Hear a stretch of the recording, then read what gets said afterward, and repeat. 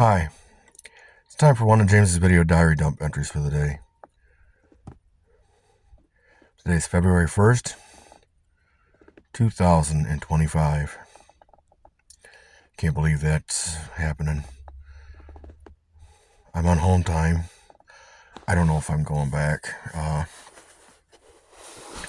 It's not the road that bothers me. It's the organization I'm working with. It's hey man philosophy on my money when I'm out on the road. I don't have a card for fixing things or for oil or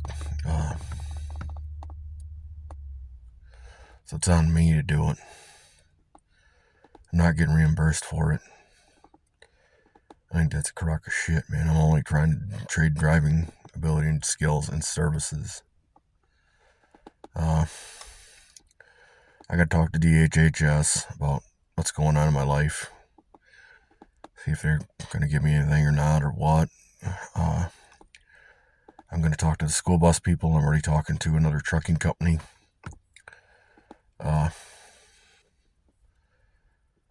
14 days to route it home. I was on day 18 and the truck was about to be dirty. The plates were going to be bad. It has 100 electrical problems. The off-gassing batteries from the battery box are in the cab. Are off-gassing hydrogen sulfide gas. And yeah, it's explosive. And yes, it's flammable. And yes, it's toxic.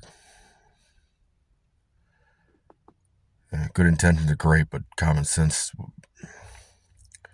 would have done that. It would have made sure the battery box was outside the truck. Because, well, hydrogen sulfide gas.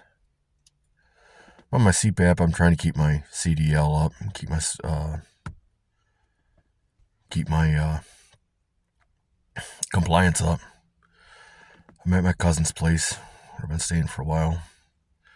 Last about a year, a little more than that. I'd like to get a place where I can get out of it here. Not because I don't love them. I do. It's not because they're not been supportive. It's not like you guys aren't supportive either. You guys are great. I'm in Saginaw, Michigan. I got some bills to take care of on Monday. Talk to the school bus people. I might just quit that job because there's no guaranteed money. It leaves me hanging half the time. Of the 5 weeks I've worked for them, since January 1st or 2nd, I haven't been making nearly what they promised I'd be making. Now, I anticipated they'd have health insurance and other things, and they don't. That's on me. It's a 1099 job, and these guys don't do very well. They'd rather flex on you and tell you that you're stupid rather than listen to your problem and solve it. After you've literally had to be patient with them. Say, hey man, I've tried this and I cannot do it. Because I don't have the equipment. I can't afford a $600 cell phone if I'm literally not making $1,000 a week. That way I can literally make my bills, eat, and replace my cell phone if I need to. The cell phone I'm recording on is only like $79. Now, I'm a very lucky man that I got it when I did. I'd recommend going against this organization. I can see why they have problems with drivers. Although it's run by supposedly a driver, the driver isn't very good at making it driver-oriented to make it easy for the drivers so that the drivers can make the money, because that's basically where the money comes from. This organization is not very good at that. I've still got the fuel card in case I do go back, but I'm really debating whether I should or not. Been told it's a crock of shit that I have to pay for oil and lights and electrical components. and other fluids the truck needs. Plus, I'm, fixing it. Yeah, I heard that's a crock of shit. I should be able to say, man, it's broke. If I can't, can I get it routed back home so I can get it limped into the shop so I can get a different vehicle? Or can I get authorization on the card so that I can take it into the shop here at the truck stop so that it can be repaired? And no, these guys want me to drive dirty. And I'm not saying that I haven't done it. I have drove it 156 miles last night with nothing, no lights in the back, nothing but the headlights. They wanted me to stay out like that. They wanted me to stay out where today the plates would have expired today. That truck...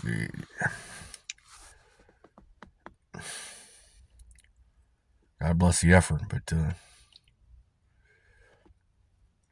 and I love over the road. It's not bad. It's like any other job I've worked. It's like McDonald's. It's just like Lear.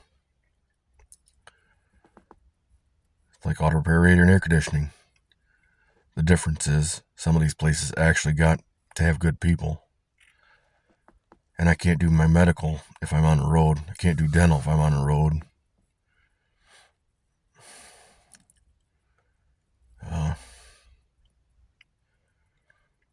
And if I'm not making the money they're promising me that I should be making, if you literally can't keep me that truck busy working, I've literally sat 3 days in the last week or 4. I've deadheaded 3 days. That's not making me money. And honestly, I think this organization needs to be shut down by the DOT. Look, man, if you can't keep the trucks maintained, if you can't keep your promises, you need to be shut down.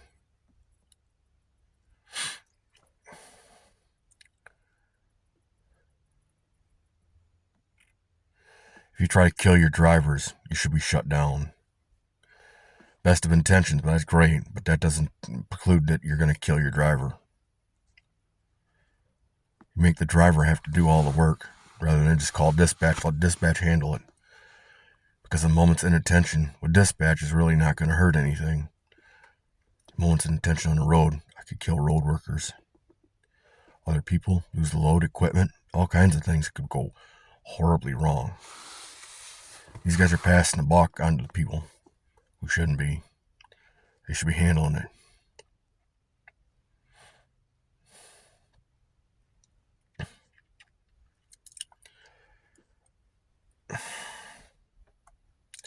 I am looking for other jobs. I got my feelers out all over the place. I've had to turn one job down because I literally couldn't be in town. I literally couldn't be in town. I was stranded outside of town in Oklahoma with the truck. They wanted me to come in. Well, yeah, it's great. I'd love to come and talk to you. But I'm not. Well, we understand. No, you don't. You have no fucking clue. I'm literally trying to get out of this job because it's not what it was advertised to be. And, you want somebody to be a slave rather than, you're not paying them to fix the truck. You're not giving them a card to buy oil. When your guy from an oil change underfilled it by over a gallon. I know because I had to put that much oil in that truck. And it came out of my ass. $900 a week. I made like $165 my first week for 60 fucking hours. These guys don't know what the fuck they're doing. They need to be shut down. I really want to get a different job. That's what I'm doing Monday. I might just quit on Tuesday. Fuck them. I'm here to make money. If I don't have money, I literally can't get a new place. I can't get out of the garage. I got state health care, but that's going to do me a lot of fucking good when I'm in Texas. or in Oklahoma, out in Kansas. That's fucking great, man. A lot of good that's going to do me.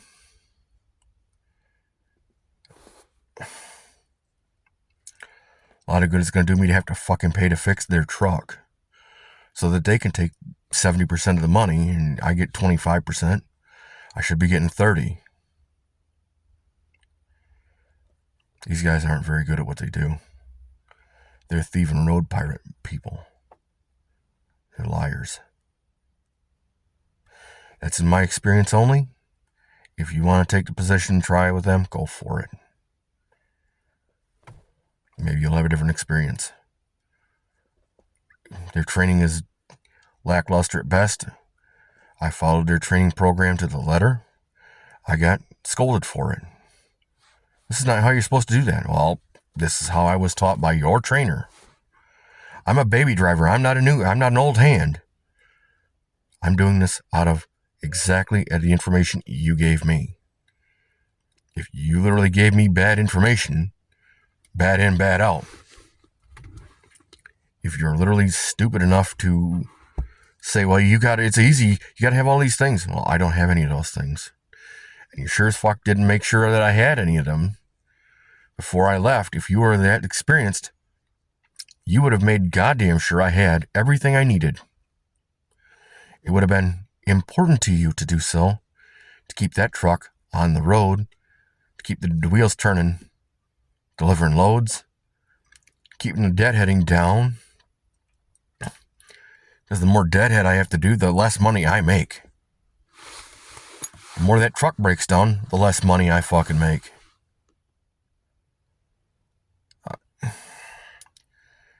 I'm feeling better and I'm working a little different with change right now. I noticed that. Change isn't as important as it once was. Pop bottles are kind of an annoyance now. I remember when they were my life. It's all I had to live for. I don't have much of a home life.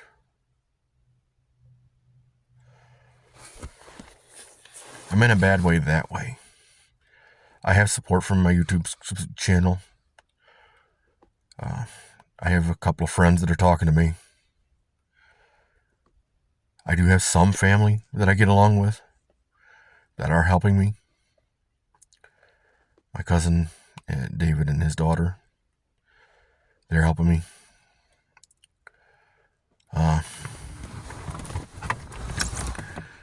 Mr. Wise,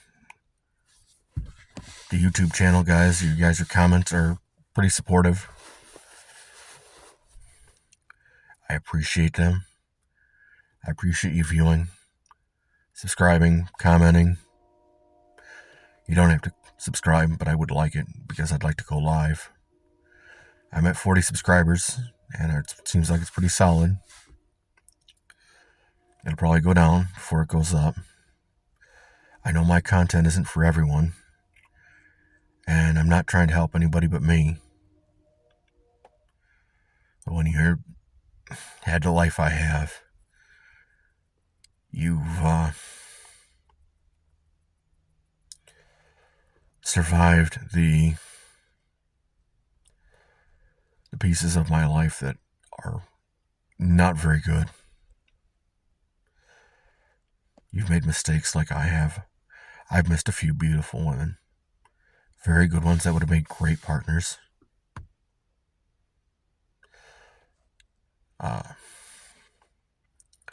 Some of them tried after they were married to try to rekindle something to get answers, I guess. And I've had to turn them down and explain why I'm turning them down. And tell them, it's not because I don't like you. It's not because you're not beautiful. It's not because the offer probably isn't genuine. But you built your life. It's not like the girls that I've put 2, 3, 4 years into that literally crap all over the place. And then, well, now it's important. After 4 years, man, it's not important. It's never been important to you before. Why the fuck should it be important now? Explain it to me. Tell me exactly what you want. Because at 4 years, you've literally had ample time. At a year, the girl from Save-A-Lot I lost couldn't be an adult. Wants to be an idiot kid, like a teenager, playing games. Can't lose. Can't belly up to problems in your pocket, belly up to the bar. Listen to the context of the person talking to you. If you really want this person, you're going to want the context. Because you're going to want to work with them. To be with them. To build your life with them. You're not going to want to compartmentalize. The minute you compartmentalize, that's a lie, man. And that's every liar I have ever been with is compartmentalized. That way they don't have to look at the bold-faced, binary, black and white thinking, yes, I cheated. Yes, I lied. I changed a promise without telling you. Who the hell did you promise? Me? Donna Birkin. You promised me something that you changed the promise after you'd made it, and you literally didn't tell me till I literally had to bring it up to you. At that point, because you literally did not want to be an adult. You did not want to discipline your adult son. You literally chose your adult son over me. And that's why I say you lied. Pat Bailey, same thing. After 4 years, I thought you were screwing me. Never, not an I'm sorry, not a I'd like to talk to you. Till you literally come to, I want to talk to you. I'm like, it's been fucking 3 years. Every time this has been brought to you on a plate, as an adult, you come, oh, I got a boyfriend. And go to your boyfriend. Go back to your fucking boyfriend. You fucking don't want me. You wanted me, you had 3 fucking years to step to the plate. It was brought to you literally on a plate. Only time you want it's when you fuck it. I've had to tell you, fuck you. It's over. I am tired of this shit. I literally tried to save money by taking you. You weren't the best in the bar. You weren't the prettiest girl in the ball. But you had assets. You had a place to put the toolbox. You had a body. Same as any woman. Irene Kaufman of Gaylord, the same thing. You had 3-4 years. You can literally come at me, oh, I want what I was offered years ago. What the fuck was that? Go to the gas station. Go to the grocery store and say that. See how the fuck they laugh at you. So instead of saying, I'm sorry I made a mistake. I would like to take you on a date. I would like to take you on a date. I'd like to go on a date with you, and I'm going to take responsibility. I'm going to be an adult. I'm going to belly up to the bar and admit my mistake. Apologize for it. You'd be amazed how much that actually works for people. One of my good friends out of Traverse City, burning him in effigy too often. I literally put a public apology. Look, I apologize. I've been burning you in effigy too much. You're not a bad guy. I just been burning you in effigy. It's my fault. I apologize and I'm sorry, Mr. McClure. You know that I've said that to you. I put it out all over the place. Nobody else will do that. They don't want to admit fault. They don't want to admit a mistake. And I'm a binary thinker. God help me. Just like with my baby mama and that whole thing that I had to walk away from. All the hitmen that approached me to take care of the problem. It's pretty bad when they fucking approach you. They approach you. And I had 3 of them do it.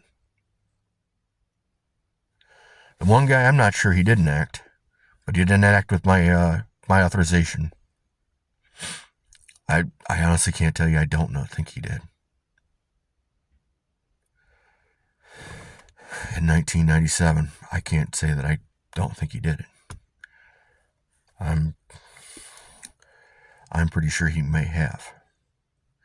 No one died, but at the same point, it was personal. And I just couldn't get it up to do it. Live out the worst nightmares of my existence.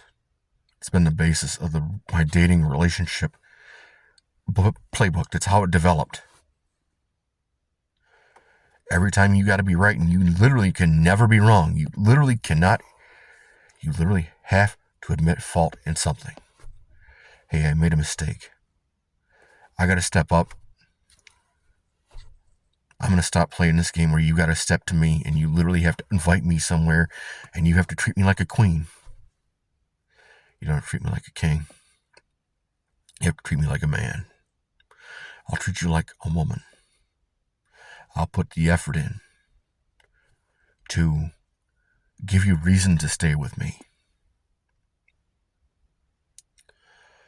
I will make damn sure that I try as hard as humanly possible to put my effort into you and only you. As I want the effort, the reciprocity. I want the ability to be a trust fund millionaire, to be a trust fund philanthropist. I'd love to do that. I would love to win the lottery and get a big chunk of money, set it aside so that I literally never have to worry about money. I've got a house.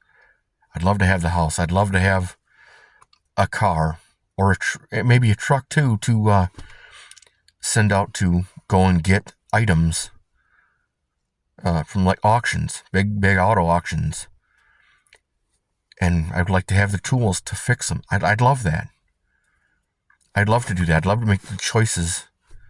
And I would love to work with people who literally can't help themselves.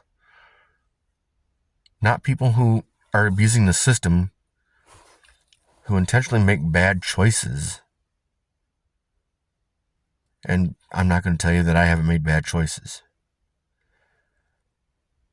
But I'd like to help people who really need it. The old people. And I'd like to help people starting out. I've been in a homeless shelter. I walked away from $150,000 in paid off equipment and tools because my parents, Roy and Gail Moore of Gladwin, literally couldn't own up to their actions. They had contrition without changed behavior, and they used the anger that I had at their intentional, willful disrespect, their willful actions of not doing what they promised.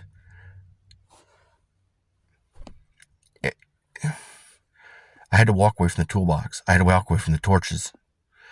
I had to walk away from all the other equipment that I had. I walked away with a dirty laundry basket with about a week's worth of fucking clothes and barely enough stuff to do my job at Lear. I went to the Spruce Motor Lodge of Roscommon.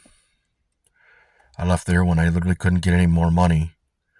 I left the school trying to get a job at B&B Construction of Gaylord. And Bill, where's your tools? I have no tools. You asked for experience only. And I wasn't going back to ABM so I could teach people who have more power than I do, supposedly have more experience than I do, teach them how to do their job in a way that is conducive to their fundraising. It's like McDonald's. When I worked at Roscommon McDonald's, I was doing 4 men's worth of work. As a part-time crewman, I was teaching managers how to manage, how to make the job fun. That way, McDonald's does not sell friendship. And so many of these franchisees don't understand that because their managers aren't enforcing the discipline. And I see it in a lot of McDonald's, the one I worked at too. Then once the discipline was enforced, the job became a lot easier, a lot more fun. I was doing a lot of work. I was teaching about cash handling. He put more in the cash in your person's pocket. And I was one of 3 factors in that Roscommon McDonald's that took it from a 6-month turnaround on the freezer to 4 days. 4 days and that freezer was empty. You're literally raiding everywhere else in your chain, your franchise chain, to get more food because you're literally moving that much food. You're going from having $1,000 hour and being cool about it to having $1,000 25 minutes. And the food is moving that fast. The restaurant cleaned up so drastically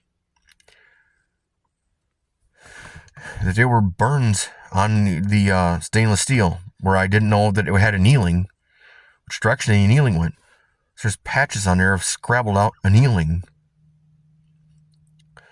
I moved everything that had wheels in that franchise. Literally everything. I cleaned under a refrigerator. I cleaned the freezers. I cleaned the floor all the way to the... When I started, it was 7 millimeters of grease. When I left, the dining room and the kitchen were the same. When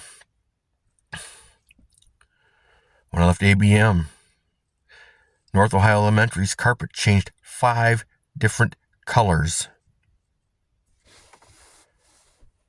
The salt abated so radically that one supervisor must have made a bet because she had to quit because she couldn't do it. She couldn't figure out how I did it. I had to teach the oncoming supervisor. And Todd Fleming, the district manager, treats his people like serfs rather than people. You treat them like people. You get a good training program in. You make sure that your managers aren't being managed by the customer so that they cannot fuck up so badly that they will lose the millage. You have to teach the people, your customer, about the features of the building that have been in that building longer than I have been alive. That building was opened 50 years ago. I was only 45 at the time. And I had to teach the teachers who had 4 and 5 and 6 years of experience what the features of the building were and why they were there and how to keep the critter intrusion down. Because if you can't keep the critter intrusion down, your building's not going to last. In addition to that, it's going to provide a health risk. I had to literally walk them through the customer all the way through it. I had to walk the police through scenarios. The Gaylord Community Police Department. Mr. Hogan, Officer Hogan, the community police officer, was great. When he helicopter dadded, he went from 100% security, 360 degrees to 150 or 100%, 180. And he literally made it fun for the kids. He literally had to have stories about, kid stories. So he was one of them. So he'd be their mascot as they go through the school district.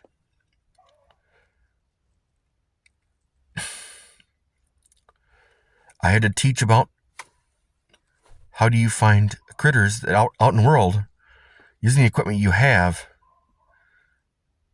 I had 12 hours work scheduled in 8 hours time at that job.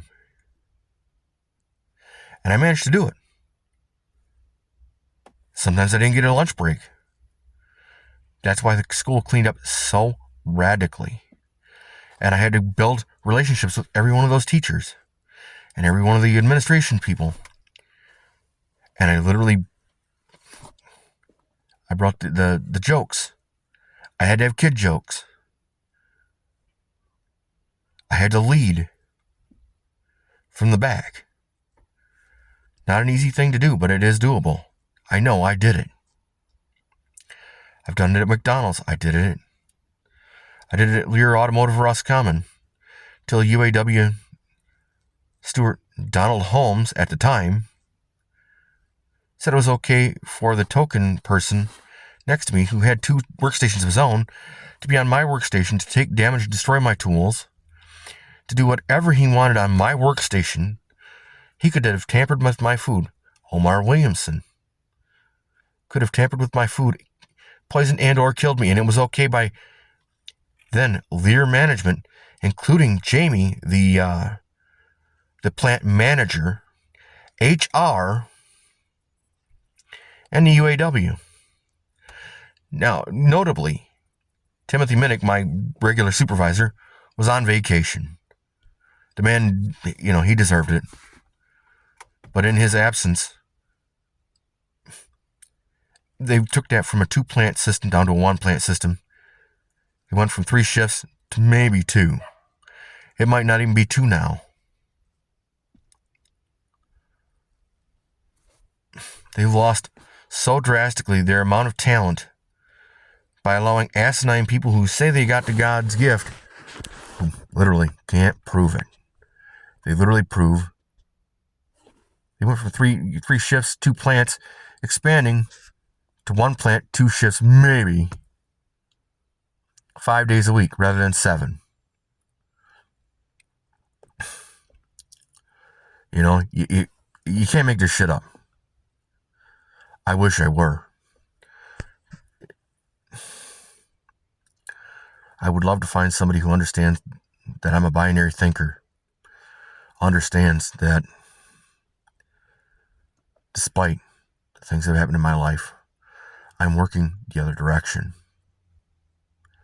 I'm either Job or I'm working for the other side. Everybody says you got to understand about other people. And I'm like, no, I don't. They don't have to understand about me. They don't have to take the opportunity they're given. And they're never wrong. Why the fuck can't I have that same... Why can't I have that same courtesy? Especially when I can outdo them over and over and over and over again. Why can I be the guy who teaches the guy toolmaker how to make tools? The welder. How do I work with the welder and make tools that freaking work? How can I do things in 14 days that 30-year veterans can't do with months? How come with me, when you're gone, things start changing? And I filled a dumpster 3 times. And I literally have to explain to corporate how the mechanical end of the machines work. How you have to be able to instill discipline within the people, within the ranks. Otherwise, you're literally going to your entire business. You're going to fire, you're going to get fired. You're going to lose your business. Now, I'd love to be able to do that with somebody maybe sometime. If somebody could help me figure out how to market myself, put me in as the low man. Let me work there for a couple of months. If you're having problems like at Sara Lee, they have severe leadership deficiencies. From the top to the maintenance department, they literally have him. And I'm sorry I got off track. If you have a problem, comment, or concern, please put it in the comment section below. I love reading them.